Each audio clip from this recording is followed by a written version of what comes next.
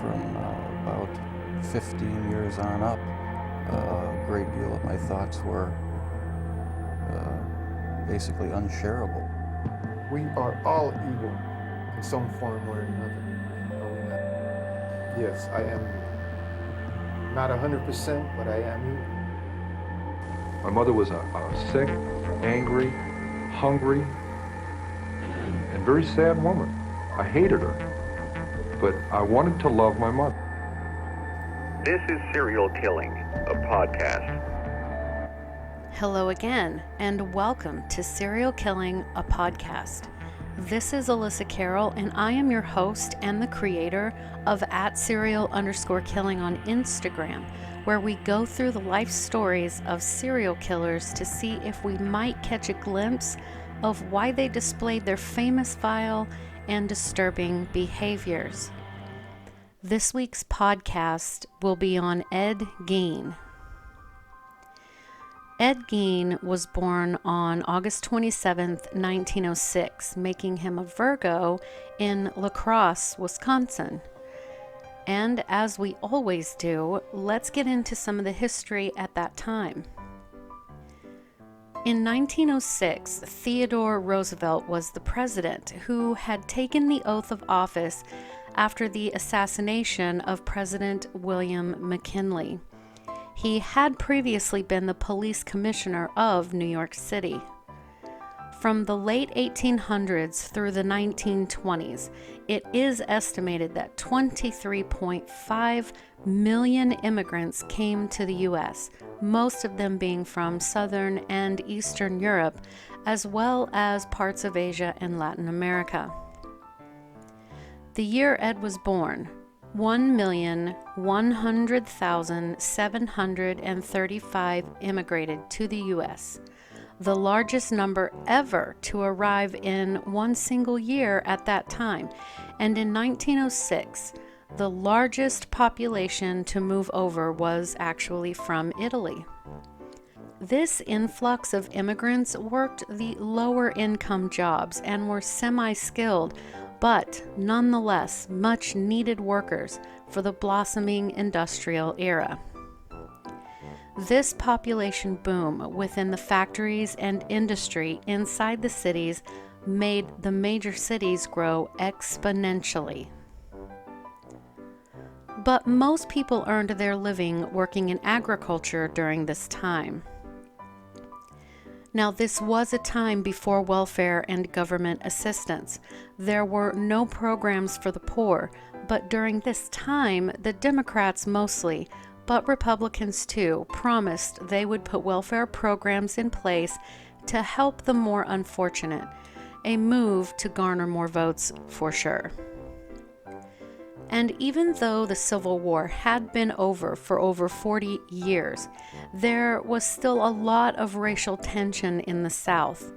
As a matter of fact, in September 1906, race riots erupted in Atlanta, Georgia, killing 27 people, and many black-owned businesses were destroyed. Thousands and thousands of young black families began to move more northward to escape the racism and unfair sharecropping system that put their parents into incredible debt, as well as laws that still pushed for segregation. And it wasn't just them. Asians by the thousands had moved to California, and a 7.8 magnitude earthquake hit, destroying much of San Francisco. Around 3,000 people were killed, and there was a need to rebuild, obviously. But the citizens were institutionalizing anti-Asian prejudices. Some demanded Japanese students be taught in a segregated school. But the Japanese government worked with President Roosevelt to put a stop to this, which was ultimately successful. Also in 1906, President Roosevelt traveled to Panama to see how the building of the Panama Canal was coming. This project was going to open up international trade. The American economy was growing. In this year, Susan B. Anthony, a woman who fought for social reform as well as women's rights, died. We also saw the creation of the, quote, Pure Food and Drug Act, as well as the, quote, Meat Inspection Act. The very next year, Oklahoma would become an official state. So here are some statistics. 2 out of 10 people at this time could not read or write. Only 6% of all Americans actually graduated from high school.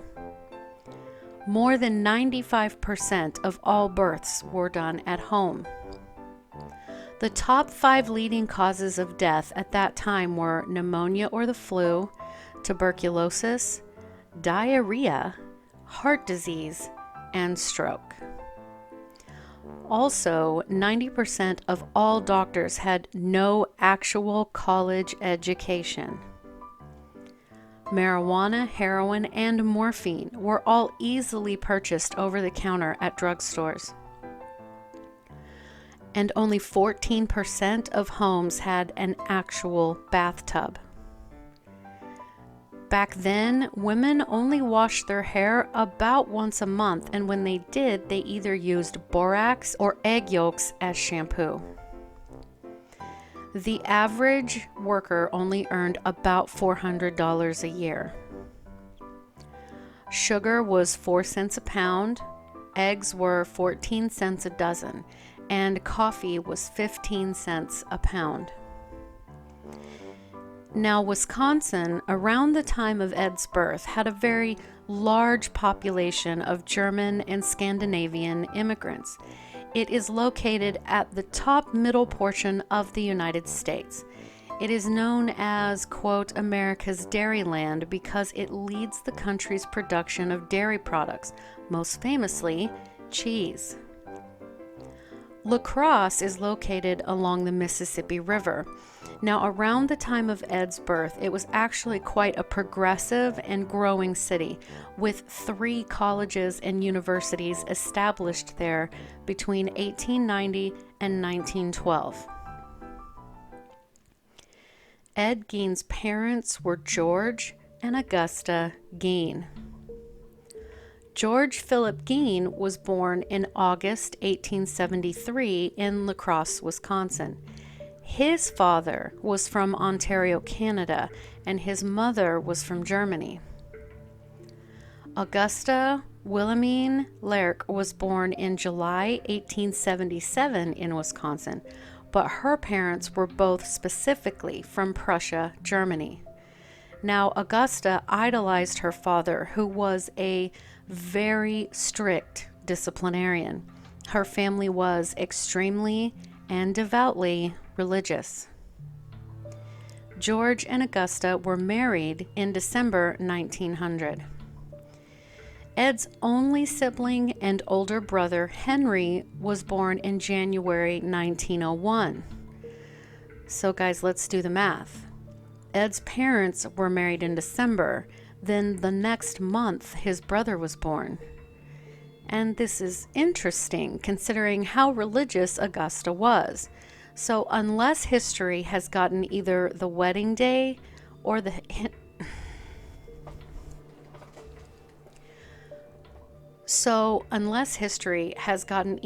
wedding date or Henry's birth year wrong, she was actually pregnant before the wedding, and Ed was then born 5 years later. Now, to say that George and Augusta had an unhappy marriage is an understatement. George himself had a serious drinking problem along with a mean temper. Ed would later say that his father would repeatedly beat him in the head so hard that it would make his ears ring. George, due to his drinking problem, had a hard time keeping a job. He worked in carpentry, he tanned animal hides, he even sold insurance. He even attempted to own his own grocery store, but with no success. Augusta despised her husband because of his drinking problem and made sure that he was aware of that. She belittled him often and for the most part kept him out of their sons' lives. She firmly believed that all women, including herself, were, quote, whores sent by the devil to tempt man, unquote, and that things like masturbation or really anything sexual was deviant and evil.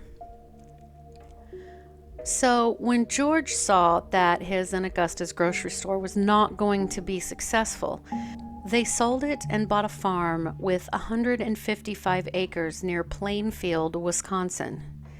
It was isolated, much to the happiness of Augusta. The nearest neighbors were at least a mile away. She would take this moment to begin indoctrinating her sons about the sins of the flesh and lust, as well as isolating them from the immorality of the world.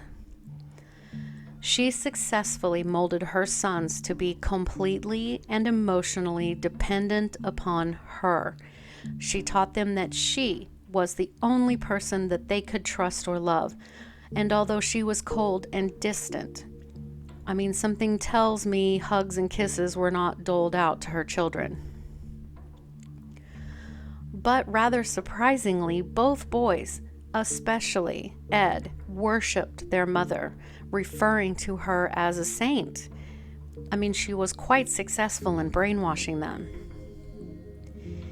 Now, it has been kind of thrown out that Augusta could have suffered with schizophrenia. Now, I dug and dug to see if I could find anything that would substantiate that claim, and I really wasn't able to find anything. But I would be inclined to believe she might have had some form of mental illness, but, we just won't know for sure. So when Ed was very young and the family was settled in at the farm, he only left that farm to go to school. He also had a growth on his left eyelid that caused the lid to droop a bit, and he was labeled as having a lazy eye due to this growth. And also, due to his isolation, he was incredibly shy and had very poor social skills. He was a bit smaller than his peers, and he would begin laughing at inappropriate times. He seemed uneasy around others and was often bullied by the other boys. His former teachers also described him as awkward and shy with strange mannerisms. And if he attempted to make friends, Augusta would punish him. But despite all of that, he managed to perform well in school and especially in reading. There is a story out there that says that when Ed was 7 years old, he watched his father slaughter a hog and he experienced a spontaneous ejaculation. Augusta, seeing that Henry was getting close to puberty, increased the verbal abuse and the religious badgering, telling the boys that they were destined to be failures just like their father. She also devoted a lot of time reading cherry-picked verses out of the Bible, usually always from the Old Testament, to the boys, preaching about the innate immorality of the world, the sins of carnal desire. Ed clung to every word she said. He was so bound to her, nearly physically and definitely mentally, that the line between where she ended and he began was disturbingly blurred. When Ed was 12 years old, his mother caught him pleasuring himself in the bathtub. She was livid and marched across the floor. She reached into the water and she grabbed his genitalia and squeezed it as hard as she could, yelling in his face that his groin was the, quote, curse of man. 2 years later, Ed completed the 8th grade and promptly dropped out of school, which was actually not terribly uncommon for those times. He continued to read books, though, because he did love to read. He and Henry spent their days working around the farm with their father and being taught the gospel by their mother. As they became young men, Augusta made both Henry and Ed promise that they would always remain virgins. neither one of them really had any friends at all during their entire childhoods. So, that was Ed's childhood. And as I've stated before, there are some who believe Augusta suffered from some mental illness, and the word schizophrenia was thrown out in a couple of sources. Now, there's no way to verify whether or not she did have that, so we really can't speculate with any degree of certainty.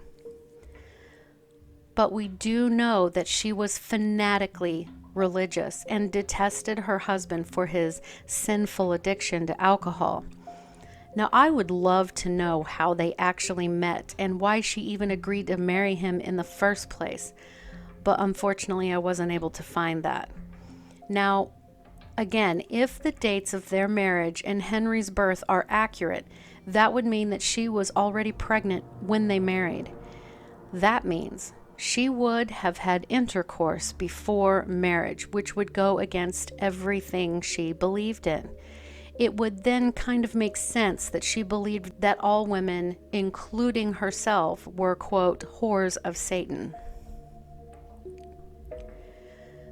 She had 2 sons, and she taught them from the very beginning that men were cursed, and everyone outside of her was evil and tainted, including their own father. So the term for what Augusta was doing to her boys is referred to as religious abuse. It is psychological manipulation and harm that is inflicted on the child by using the teachings of their interpretation of their religious beliefs. The abuser uses their position of authority, hiding behind their particular religion, and directs that abuse toward their children, be it with good intentions or bad. Indoctrinating the children in their beliefs and suppressing any other perspective eliminates the child's chance to form their own personal morality and their own belief system, and it makes them completely reliant on their parents' religion.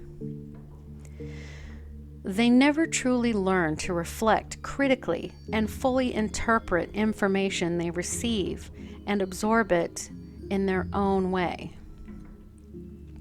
Religious abuse also often goes hand in hand with physical abuse, such as beatings, illegal confinement, neglect, and on and on. Augusta also demanded her sons be completely socially isolated, save going to school, of course. According to an article written by noisolation.com, the absence of social relationships and behaviors have been shown to affect child development in a lot of very critical ways. Socially isolated children tend to not continue their education past a certain point, and they're much more likely to be psychologically distressed in their later adulthood. Children must have regular socialization outside of the home. These relationships are crucial to maintain mental stimulation and health. When a child is socially isolated, which is a basic human need, the body will perceive this as a threat, making the brain release, multiple stress hormones to protect the body from a, quote, threat. This can lead to a whole host of very bad things, and in Ed's case, cognitive and moral deterioration. Lack of socialization literally impacts the development of the brain's whole structure. Without getting, too technical, it creates an issue with communication within the brain cells in the prefrontal cortex. Now, if you've been with me long enough, as soon as you hear that any damage has happened in the frontal lobe region, you already know that could lead to very, very bad things. The prefrontal cortex of the brain is the part right behind your forehead, and it is responsible for controlling cognitive functions such as, planning and higher level thought processes and social interactions, the very higher human things. So Augusta kept her boys socially isolated. She told them that the world was evil and everyone in it was going to hell. But she allowed them to go to school, where Ed was bullied because of his drooping eyelid and small, speech impediment. Not to mention he didn't know how to interact with others, so he was quite understandably very awkward. So the bullying reinforced what his mother told him, making him believe her completely and revering her as all the more the saint. The best way to illustrate their relationship is to think about Norman and Norma Bates, and those characters are actually based on Ed and Augusta. So let's continue with his story. Life for Ed was basically the same, day in and day out. It was predictable and routine as the days and the years went by. Now, his father suffered a physical ailment, most likely a stroke, and became nearly an invalid, helpless, and still drinking heavily, spending the family's money on alcohol. He couldn't help his sons on the farm very much at all, and his boys hated him. Ed was, by this point, 31 years old. Now think about that. 31 years old and still living at home with his parents, never having a girlfriend or even just a real true friend.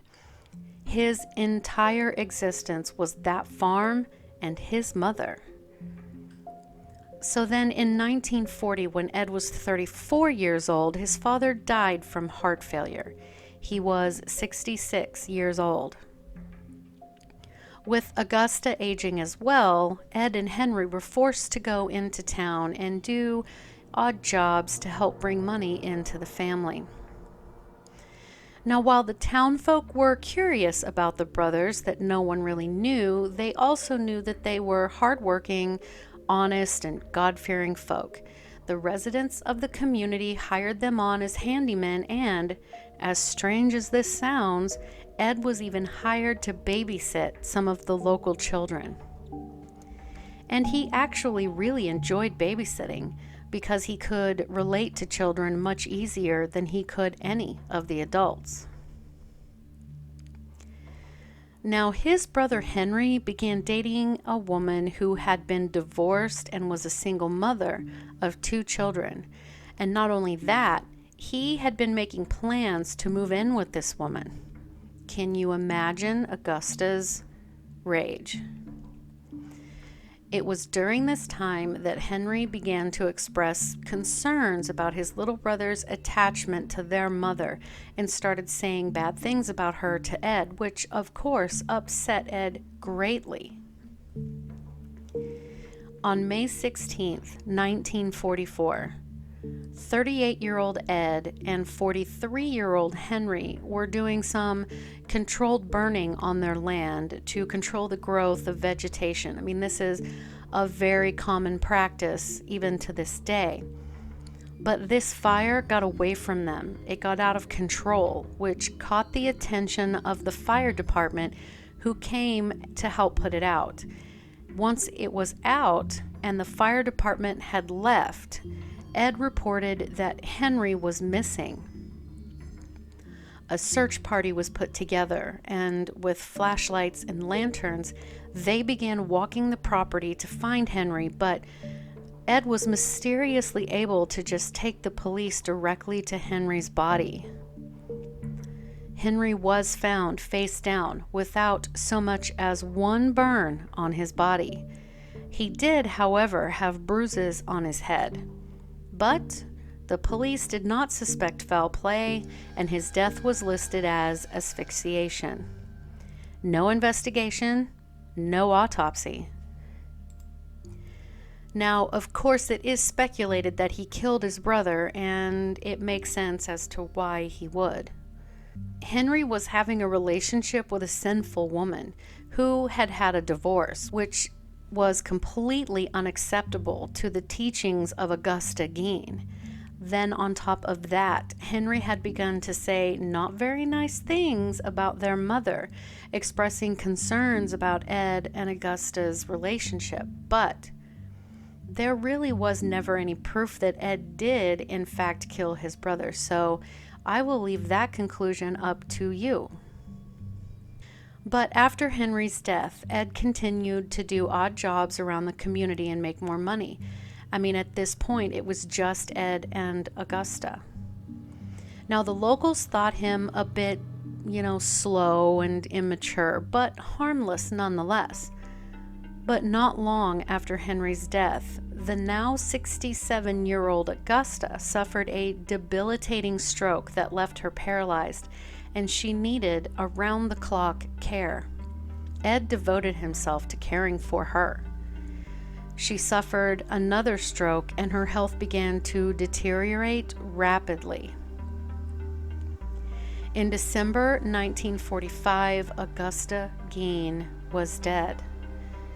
Ed was completely devastated, and he was also completely alone. Now his father, his brother, and his precious mother were all gone. And in his intense grief, he secured the rooms that his mother had once used, shutting them off from the main part of the house. So, to make those rooms kind of a shrine to her memory, he closed off the upstairs and every room save the one he took just off of the kitchen as his own bedroom, and then, of course, the kitchen. Those two rooms quickly began to show neglect, and they were filthy.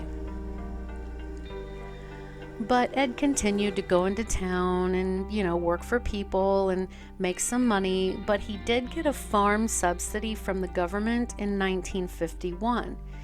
He also realized he didn't need as much land as he had, so he sold off 80 acres of it.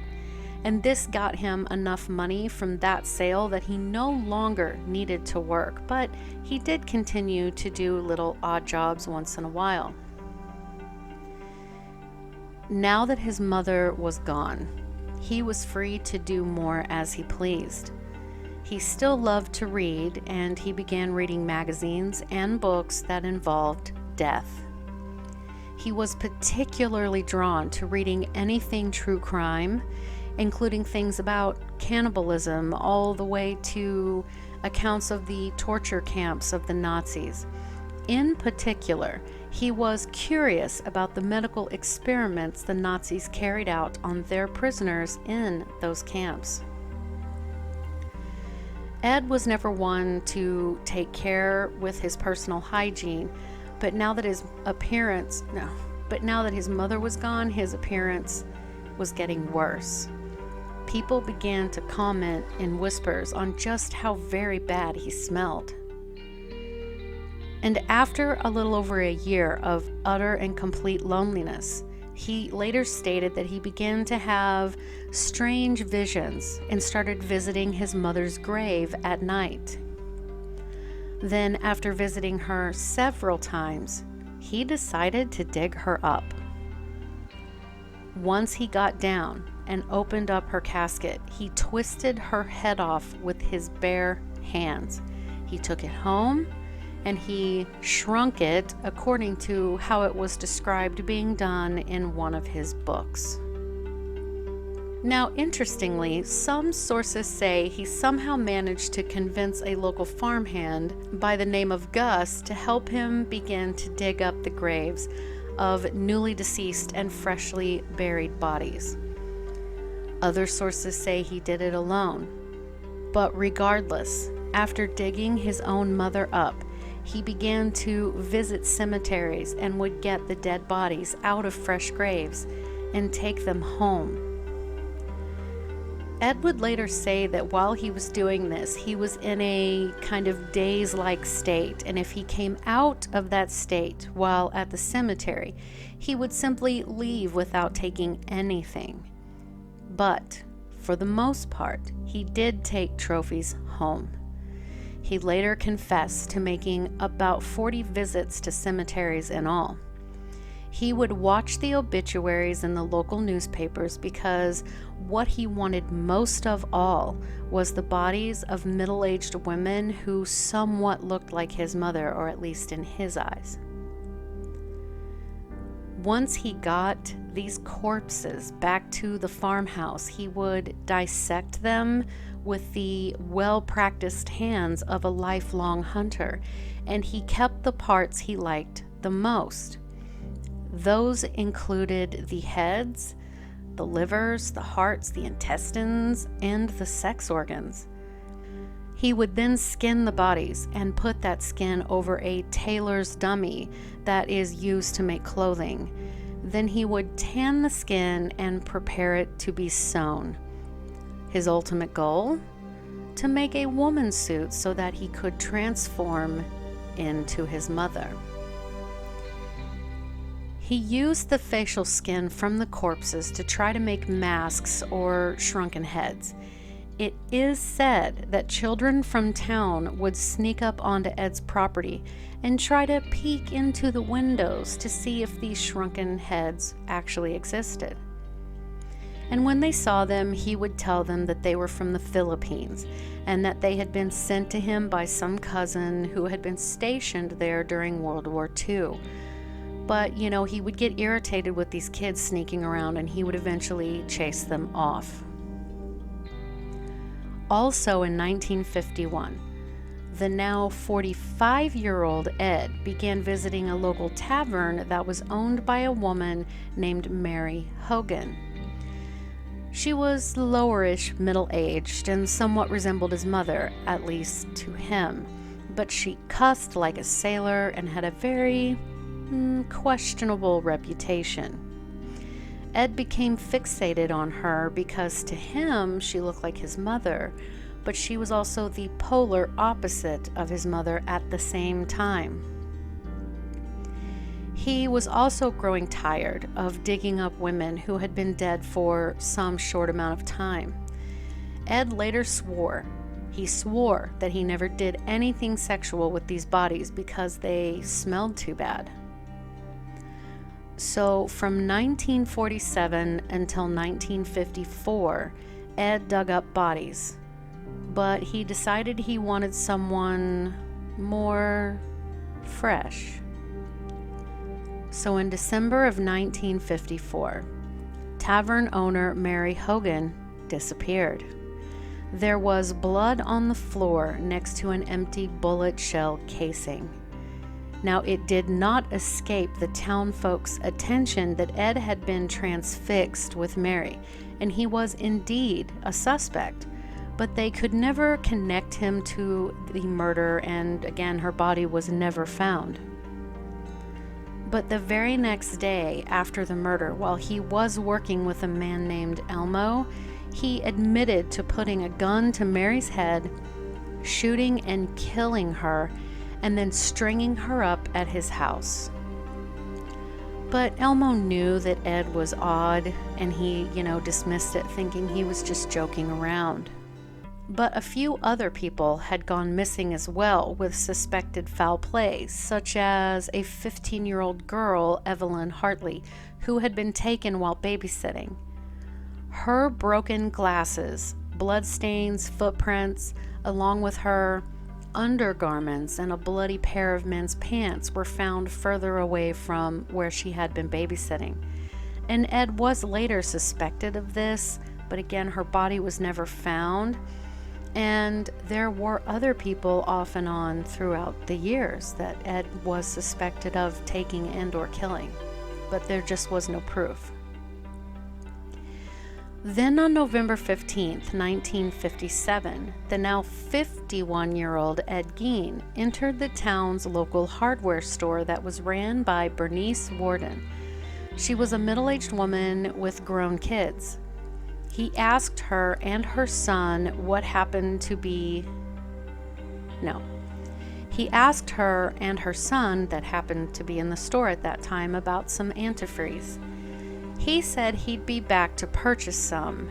He then left and he went on his way. The next day, November 16th, most of the local men headed outside of town for a planned 9-day deer hunting trip, except Ed. Ed didn't join them, but he knew well that the town would be nearly completely deserted, and he decided to go back to the hardware store where he knew Bernice would be working. He entered the store. He bought some antifreeze. He left, but then he quickly returned, and he had a rifle in his hand. Ed aimed and shot Bernice, killing her instantly, then put her in the store's truck and drove away. Witnesses stated that they saw the hardware truck actually pull out from behind the hardware store about 9:30 that morning, and the store had been closed the rest of the day, but no one really thought anything of it because, it was hunting season after all. So Bernice's son, Frank, was the deputy sheriff. He entered the store around 5 p.m. and immediately saw that the cash register was standing wide open. Upon further inspection, he found blood on the floor. The last receipt his mother had written was to Eddie Gein for that antifreeze, and his mother was nowhere to be found. He called for backup, and when the police arrived, Frank immediately said that he thought Ed had done something to her. The police questioned the people in the area who told them about what they had witnessed. They then attempted to call Ed at home, but there was no answer. They went to a distant cousin's of Ed's house close to the area, and sure enough, Ed was there. He had helped the man replace a car battery and had stayed for dinner. After asking a few questions, Ed was arrested immediately. Now guys, disclaimer, this next section is very graphic, so listener discretion is advised. Okay, so Deputy Warden, Frank, her son, along with the sheriff, went to Ed's house and began to inspect the property. They entered a shed that was up against the house, and that is where they found Bernice, naked, hanging upside down by her ankles, tied to a wooden beam. She had been decapitated and had been cut open from her genitals to her sternum, in a way that they refer to as being, quote, field dressed like a deer. Frank had to find his own beloved mother like that. Imagine. Officers went on into the house. The rancid smell was indescribable. The best way to describe the conditions of that house and what it looked like would be to watch an episode of A&E's Hoarders. The floor was covered in filth, and there was just stuff everywhere. Ed had human skulls attached to the posts of his bed. He had a box of human internal organs, furniture made from human skin and bones. He had made masks from the faces of the corpses. He had made a belt out of nipples. They also found a woman's suit made out of the torso skin, including breasts. Other things they found in his house were a trash can made out of human skin, skulls with the tops sawed off, bowls made from human skulls, leggings and gloves made from human skin, Mary Hogan's face in a paper bag and her skull in a separate box, Bernice's head in a burlap sack, and I hope Frank didn't find that one. They found Bernice's heart in a plastic bag in front of the stove. 9 female outside genitalia in a shoe box. He used lips as drawstring ends for lamps. Lampshades were made from human skin. He had also even kept fingernails. So at first Ed stayed quiet, but he finally confessed to killing both Mary Hogan and Bernice Warden. He stated he had shot both of them in the head. The authorities searched the entire property, all 195 remaining acres, along with the house, which took them over a week. The items that were found were photographed and inventoried and then destroyed. During questioning, Ed said that since 1947, he had went to 3 different cemeteries around a total of 40 times with the intention of digging up bodies. But most of the time he came out of his, this daze-like state, and he left without taking anything. The times that he did dig up a woman, he brought her corpse home and he made these items. Most of his statements were corroborated by evidence of graves that they checked. When he was asked why he was making a woman suit, he said he did so that he could become his mother. Unfortunately, the county sheriff attacked Ed by slamming his head repeatedly into a brick wall, leaving him injured and therefore also ruling his confession inadmissible. Ed's trial started on November 21st, 1957. Ed Gein pled not guilty by reason of insanity. Doctors diagnosed him as being schizophrenic and found him mentally incompetent and therefore unfit to stand trial. They then sent him to the Central State Hospital for the Criminally Insane, which is now called the Dodge Correctional Institution. In 1968, the doctors said that he was now mentally able enough to stand trial, and his trial began that November, but with no jury. Ed had told a psychiatrist that he didn't know if killing Bernice Worden was intentional or accidental. He said he had merely been looking at the gun and it went off. He said that he hadn't aimed the gun at Bernice, but after it went off, he didn't remember the rest of the morning. During this, Ed's property was appraised at $4,700, which would be around $43,000 today. There was an auction scheduled, and due to that, the house and the land became a tourist attraction.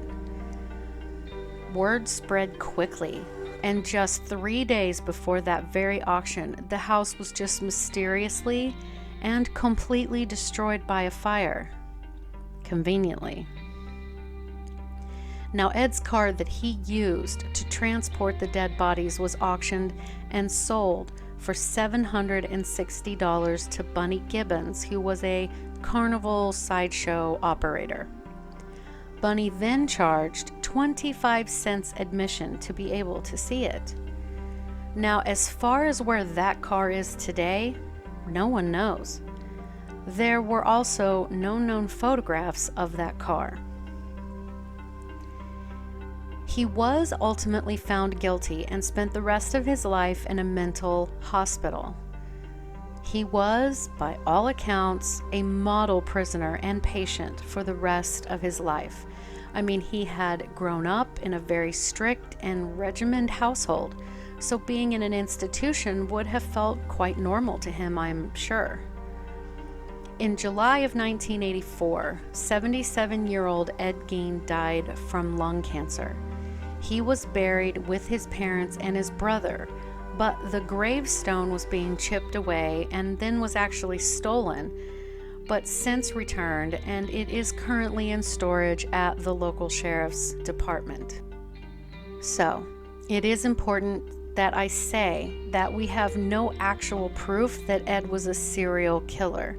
He is lumped into the group, much like Charles Manson and others who aren't technically serial killers. I believe he holds his own with the likes of Ted Bundy or Gary Ridgway because of the level of depravity of his crimes.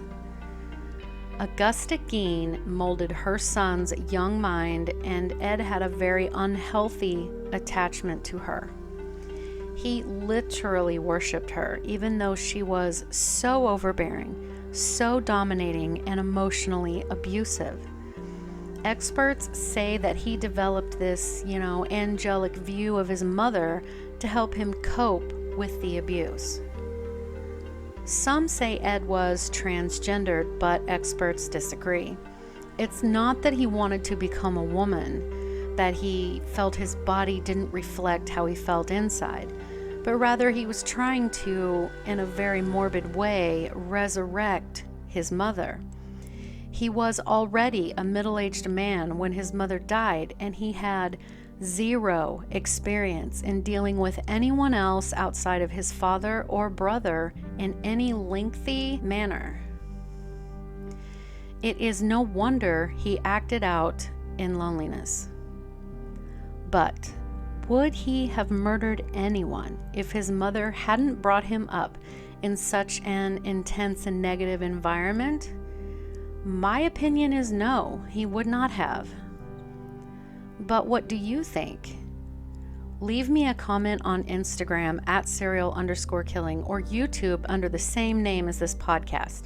You can also visit my website at serialkilling.squarespace.com and also consider sponsoring the podcast. It takes a lot of time and hours to put this together, but I love it. And thank you so much for listening. I appreciate each one of you, as I know you could be listening to anyone else, but you chose me. Have a great day. Music by Kevin MacLeod on Incompetech.com.